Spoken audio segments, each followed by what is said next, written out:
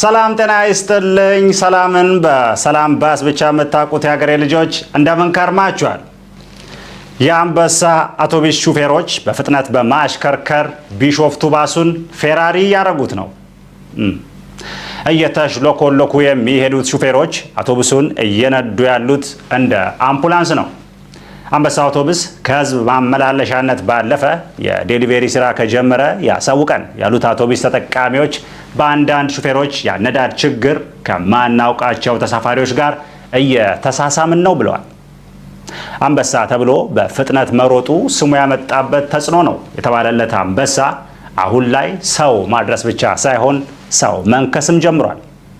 ይህም በመሆኑ አውቶቡሱን ባሌ ተራራ ላይ ባለው ፓርክ ውስጥ ፓርክ በማድረግ ከጫካው አንበሳ ጋር ቀላቅሉት እየተባለ ሲሆን ወትሮም ከአቅሙ በላይ በመጫን የሚታወቀው አህያ እንጂ አንበሳ ባለመሆኑ አንበሳ አውቶቡስን አህያ አውቶቡስ ልትሉት ይገባል ተብሏል። የኢትዮጵያ ህዝብ ቁጥር 120 ሚሊዮን ነው ከተባለ 100 ሚሊዮኑ ህዝብ የሚገኘው መገናኛ ጋር ነው። 95 ሚሊዮኑ ታክሲ የተሰለፈ ሲሆን ቀሪው 5 ሚሊዮን ደግሞ ሌባ ነው። ከጦርነቱ በፊትም ጦርነቱ ላይም የህዝብ ቁጥሩ 120 ሚሊዮን ከሆነ ጦርነቱ እየተካሄደ ያለው በውሃ ሽጉጥ ነው ማለት ነው። እንግሊዘኛ ላይ እንጂ ሂሳብ ላይ ደካማ ያልሆነው የኢትዮጵያ ህዝብ 120 ሚሊዮን ሲቀነስ 2 ሚሊዮን 120 ሚሊዮን እንደማይመጣ ጠንቅቆ ያውቃል።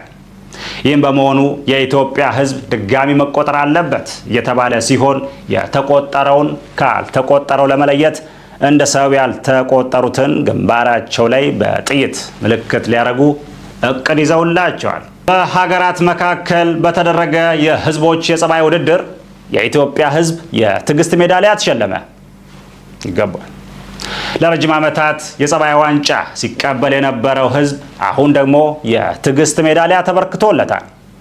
እንደፈለጉ ሲንጠለጠሉበት የከረሙት ሰዎች ሜዳሊያ ያንጠለጠሉለት ሲሆን ለዓመታት የዘለቀው ትዕግስት የሸላሚዎቹን ቀልብ የሳበ ጉዳይ ነው። ህዝቡ ወርቅ ሰዎቹን አስበልቶ የወርቅ ሜዳሊያውን አነግቶ መኖር ከጀመረ የሰነባበተ ሲሆን ሽልማቱ ላይ ቅሬታ ያቀረቡት ሌሎች የአፍሪካ ሀገራት ሸላሚዎቹ ትዕግስትና ፍራቻን መለየት ባለመቻላቸው ሜዳሊያውን አጥተናል ብለዋል።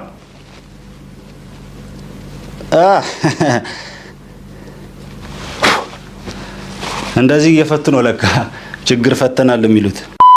ሳንቲሞች ከኢትዮጵያ እየጠፉ በመሆኑ የኔ ቢጤዎች እጃቸው ላይ የሚንኮሻኮሽ ነገር ስላጡ ቆርኪ ሊያንኮሻኩሹ ነው።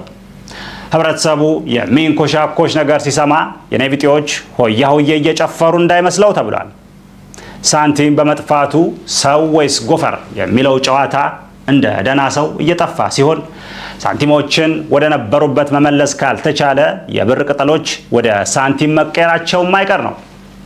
አንድ ብርን ሳንቲም ያደረገው ብሔራዊ ባንክ አሁን ደግሞ 200 ብርን ሳንቲም ማድረጉ የማይቀር ነው የተባለ ሲሆን 200 ብር ሳንቲም ከሆነ ህብረተሰቡ በ200 ብር የጆተኒ ኳስ ማውጣቱ የማይቀር ነው። የሰላም ሚኒስቴር አርማ ላይ ያለች ውርግብ በጦርነት ብዛት ክንፏ እየረገፈ ነው።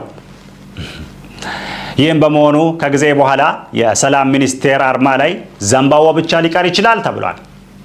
ቢሮው ላባ በላባ የሆነ የመጣው ሰላም ሚኒስቴር አርማው ላይ ወፍ ማድረጉ ኢትዮጵያ ውስጥ ሰላም ወፍ ነው ለማለት እንደሆነ እየተነገረ ሲሆን ስንዴ ብቻ የምትቀለበው የሰላም ሚኒስቴር እርግብ የተሰጣ ሽሮ አላይም ብላ ከህዝቡ ርቃ ብትከርምም ስንዴው እየነቀዘ በመምጣቱ ለመልቀም ዝቅ ያለች ቀን መለቀሟ የማይቀር ነው ተብሏል።